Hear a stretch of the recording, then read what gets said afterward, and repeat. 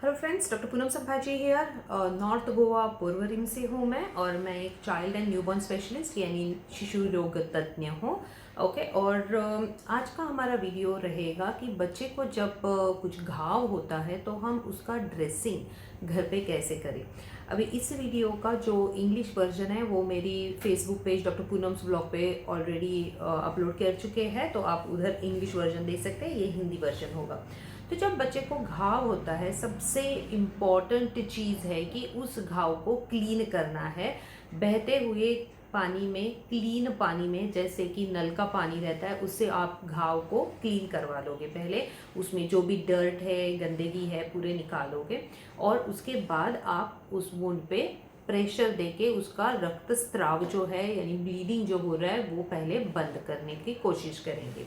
अभी सोच लीजिए कि छोटा घाव है जो आप खुद घर पे ड्रेसिंग कर सकते हैं, तो आप कैसे ड्रेसिंग करेंगे। इसके लिए मैंने एक सैम्पल प्लेट ली है और इस पे मैं आपको दिखाऊंगी कि छोटे घाव कैसे हो सकते हैं। छोटे घाव एक तो इस टाइप के रह सकते हैं जहाँ पर जस्ट कट हुआ रहता है, जैसे एक सीधा कट रहता है, सीधा कट। ओके, तो ये सीधा कट है। या फिर अलग इस टाइप के हो सकते हैं जहाँ पर आप देख सकते हैं कि इधर इधर जो है रेड रेड मैंने किया है, लाल किया है, तो यहाँ पर यानी घाव हुआ है।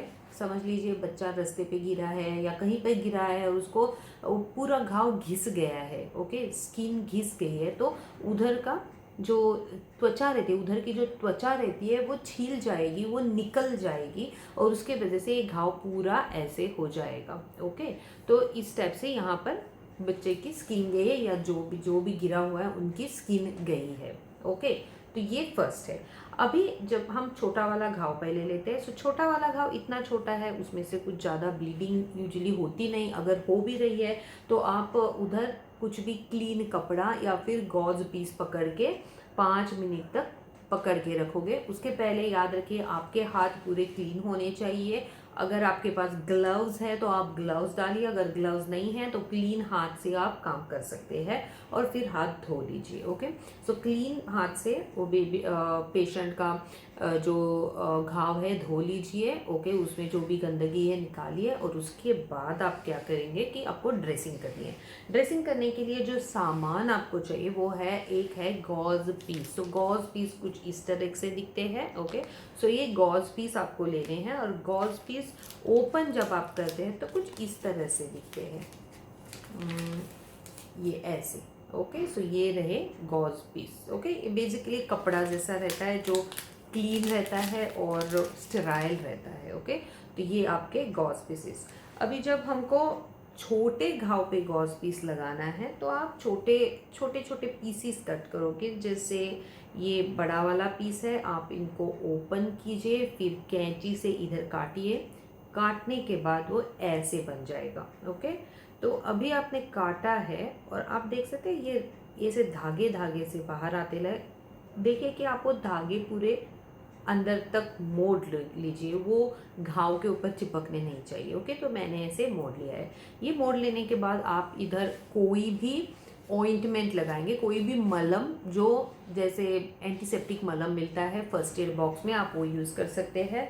और जैसे ये वाला घाव है, आप इस घाव के ऊपर उसको रख देंगे, और फिर माइक्रोपोर नाम के टेप आते हैं जो इस तरह से दिखते हैं। ये माइक्रोपोर टेप है, ये ½ इंच, 2.5 इंच, 1 इंच, 2 इंच, किसी भी इंच के आते हैं। आपको जो भी इंच चाहिए आप ले सकते हैं।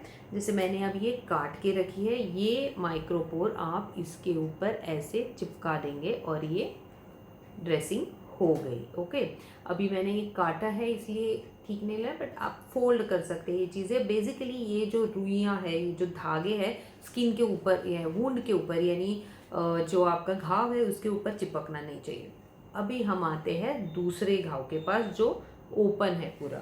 अभी इस ओपन घाव को पहले तो हम ब्लड इसका रुका, ब्लड जो ब्लीडिंग जो हो रहा है उसके लिए इस पर प्रेशर देना है। प्रेशर देने के लिए हम 1 2 4 गॉज पीसीस लेंगे या फिर क्लीन वुंड लेंगे और उसके ऊपर प्रेशर देके 5 मिनट के लिए रुकेंगे। 5 मिनट के बाद आप ऐसे ही गॉज पीसीस और ले लीजिए।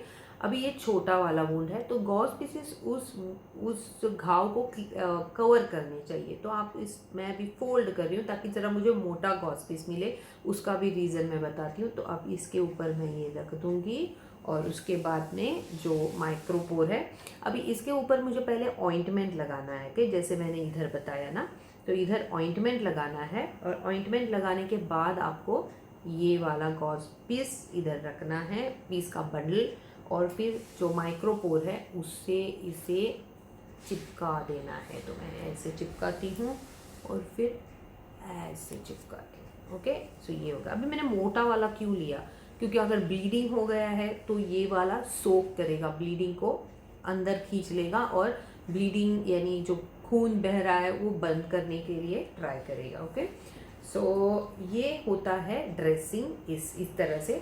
बहुत बार पेशेंट्स हमारे पास आते हैं जब बच्चा गिर जाता है या कोई भी गिर जाता है, उस घाव पे वो मलम के बजाय पाउडर लगाएंगे, हल्दी लगाएंगे या फिर टूथपेस्ट लगाएंगे, कुछ भी पाउडर लगाएंगे, चूना लगाएंगे। ओके, बहुत ऐसी चीज़ें रहती है जो हम सोच भी नहीं सकते पर लोग लगा के आते हैं। तो वैसे मत कीजिए। जो मैंने आज बोला, यानी आप घाव क्लीन कीजिए, उसका रक्तस्राव जो है वो रुकाने के लिए ट्राई कीजिए, कोशिश कीजिए। फिर गॉज पीस और ऑइंटमेंट उधर लगाइए, फिर गॉज पीस लगाइए। ओके, और एक चीज़ जो मुझे बतानी है कि जो सादी रुई रहती है, रुई जो रहती है वो रुई आप कभी भी डायरेक्टली घाव पे मत चिपकाइए। Just 1 minute.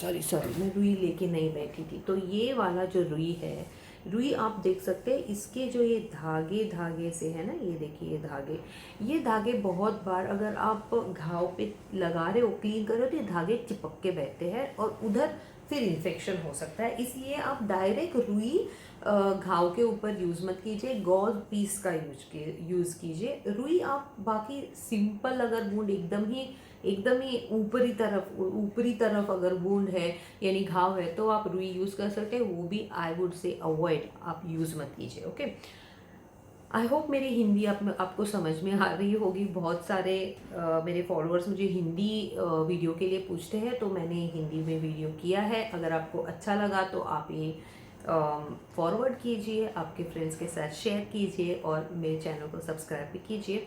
और नेक्स्ट टाइम अगर घर में किसी को घाव रहा तो ये जो इन्फॉर्मेशन मैंने दी है वो मत भूलिए। Bye bye.